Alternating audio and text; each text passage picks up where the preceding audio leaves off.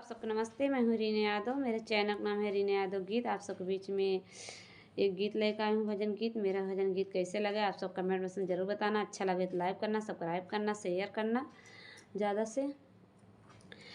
भागती से आवई भागवान हे से भरी के दौरी, भागती से आवई भागवान हे से भरी के दौरी। लंबी किसिया से भरी गलिया बहारई, लंबी किसिया से भरी गलिया बहारई।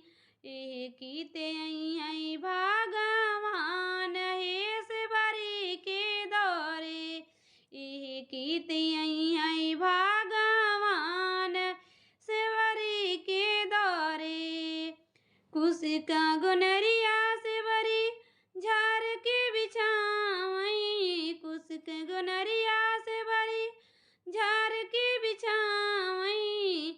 आसन लगई आई भगवान हे से भरी के दौरे, आसन लगई आई भगवान हे से भरी के दौरे। भगती से आई भगवान हे से भरी के दौरे। जूठिन